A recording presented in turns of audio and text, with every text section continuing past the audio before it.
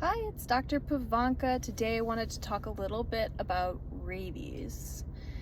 So a lot of us think about like Old Yeller and things like that when we think of rabies. It's not something that our society really thinks about that much. Most people kind of don't really think it's in the US anymore, and that's not really the case. So if you've been watching the news lately, there have been a couple rabid animals that have been seen, and I know in Michigan recently, and I'll put up the incident report if I can find it at the end of the video, we have had a lot of bats test positive for rabies this year, and I'm not sure if it was this year or last year. I'm a little bit fuzzy. I thought it was last year, but one of my texts said it was this year. We actually had a guy die from a transplant organ that had rabies. So the donor had died. Usually in these cases, because it has happened before, the donor has rabies, but they die of something else. And because rabies testing takes a lot of time and the organs only have a certain amount of time before they're not viable anymore, they go ahead and transplant it into the new patient. And then a lot of times they don't know until the clinical signs arrive. And after you have clinical signs of rabies, it's pretty much 100% fatality. There are some caveats, and I don't know, I've never seen her patient file, but one of my lab partners in undergrad said that she had rabies when she was a kid. She was bitten by a feral cat, and I think she had a fever to start with, and they went ahead and treated her for that. Like I said, I don't have her patient files, and she just was telling me what she had had with her. But typically once you have clinical signs, it's not really treatable. There is a longer incubation time for dogs and cats, and I think that it can be up to 100 days in some animals, but I believe cats it's up to 42 days and dogs it's a little bit longer. But a couple of days after the clinical signs kick in, there might be a voice change because the larynx starts having a little bit of paralysis. I think that's more noted in cows too. A lot of times with our cows and horses, they almost look like they're choking.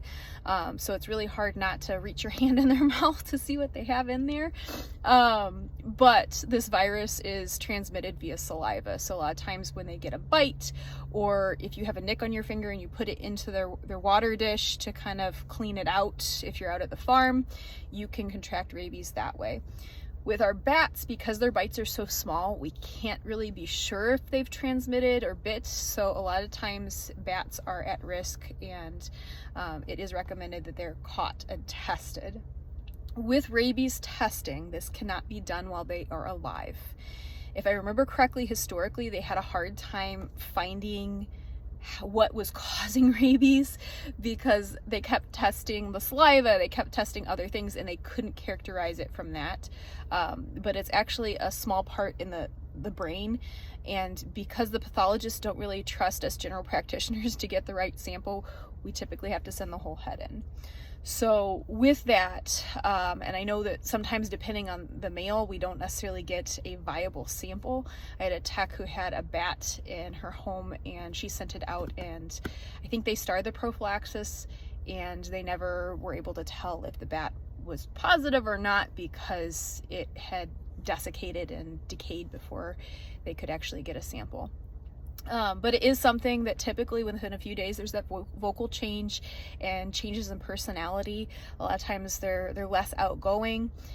And then the next stage typically is the stage we think of. It's that how to kill a mockingbird dog that's walking down the street, or Old Yeller, where there's the slobbering and the lack of fear and aggression. But a lot of animals don't necessarily even go to that step. They might skip it to the more sedate step where they just sit there and they're having a harder time. They're more stoic.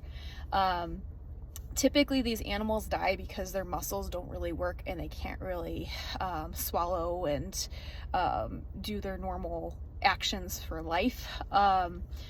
But it is something that is a high public health concern because it is something that we can get from them through transplants or from bites, or like I said, there's been, I don't know, it might be a wives' tale, but if you have a scratch on your hand and you're cleaning out water buckets at the farm, you can get it that way too.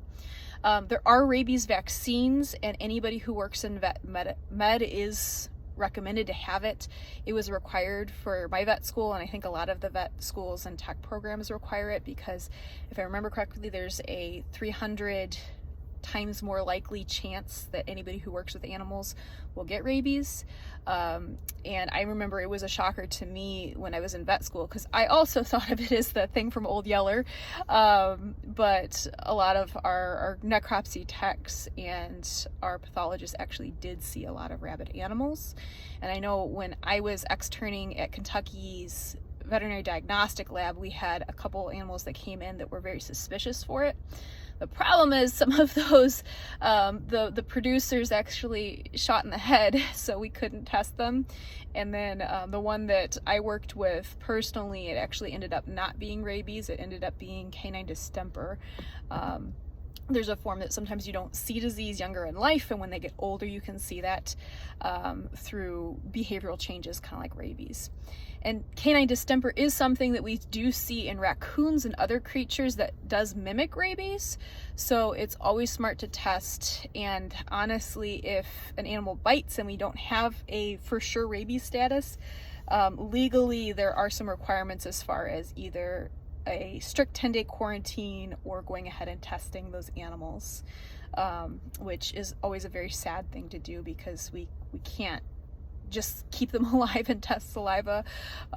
We actually do have to euthanize and send the head off, which is not something that anybody wants to do, because it's not fun for us, and I'm sure it's not fun for the client who has the pet.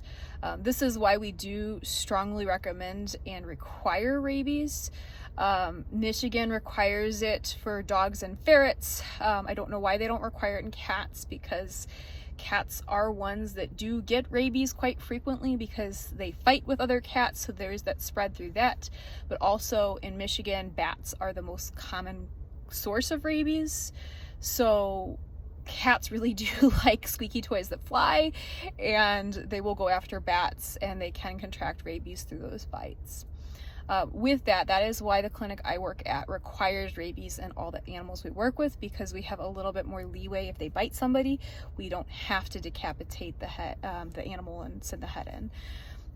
Not a really fun thing to talk about, but it is a very important thing to think about because it is a legal thing as well as a pet healthcare problem. So that is something that I wanted to make sure I went over. I'm going to have a couple articles just so you can kind of see at the end of this video some of the more recent rabies bites and cases that have been seen recently.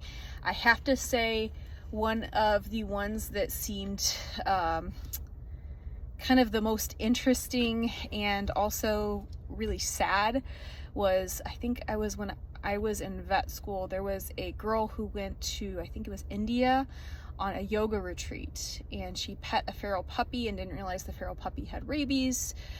So she pet the feral puppy, got bit, came back to the US, and then died of rabies.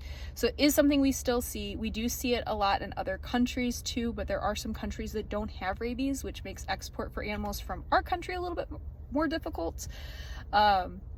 But it is one of those things that we still do see. It's just not something that we think of as much, but a lot of that is due to our vaccination protocols. Do let me know if you have any questions or if there's anything else you want me to cover as far as a topic.